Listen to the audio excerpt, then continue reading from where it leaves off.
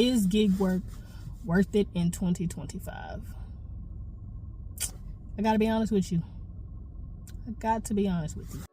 Happy new day, and welcome to Living with Abundant Joy, a variety channel where I share the trials and triumphs of adulthood. I am intelligent, I am courageous, I'm strong, and confident. And so can you. This is actually going to be my very first year doing gig work full time. I mean, without having a W-2 or another secure income or another guaranteed income, hourly income. Every single thing that I'm doing this year is going to be gig based. Even those things that are from the business that I run, which is a cleaning and organizing business. There is no hourly rate for any of these things. Is based upon the gig. So I do gig apps, and that's going to include things like Instacart, which I'm about to run in here and do an order right now. It is about 4:22, and this is my first Instacart of the day. I also had a cleaning that I just finished. That was about a 3-hour cleaning. So is gig work worth it in 2025? I'm going to say yes, and only time will tell. So I'm going to take this entire year 2025 to only do gig work. I won't be applying for W-2s. I won't be doing any of that. I'll be doing gig work to really see, is it worth it to do gig work full time? Now, I personally kind of know the answer to that, but it's a question that you have to ask yourself, and it's an answer that you have to formulate yourself. For me, it's worth it.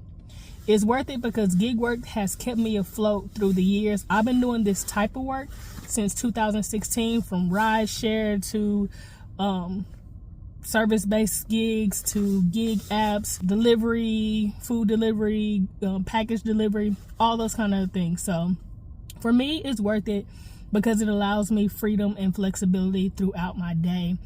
I can set the hours that I work, and then I can also do the things that I love. So for me, it's worth it, but it's really a question and an answer that you have to formulate for yourself.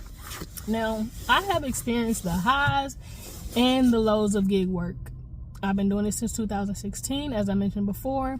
So I remember when I first got on the platforms, it was a game changer. It was life changing for me. It was money that I hadn't really experienced making before. I started off with rideshare, and I was able to usually make $100 by 12 o'clock each day, and I would start my day at 5. So that's roughly, about 6 hours or so. It felt amazing to be done at 12 o'clock with, making what I needed to make for the day. Now, at that time, I worked 7 days a week, and I averaged at minimum $1,000 a week.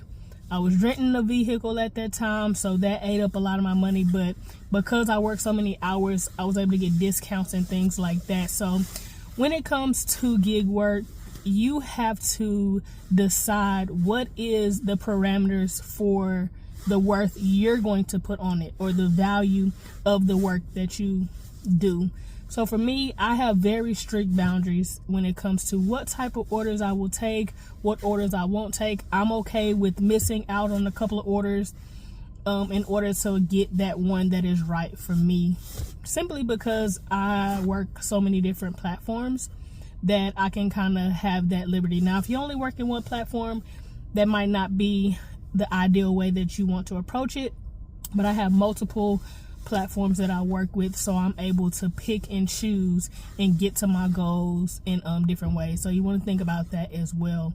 What is it that you say is worth it? What is the value that you're putting on the gig apps and the work that you're doing? So I got to get in here and get this order. But again, if you're wondering if gig work is worth it in 2025, you got to look at it, look at the pros and cons for yourself, and really make that decision and say, hey, is this something that I want to put my time, effort, and energy in, or do I need to be looking in another direction?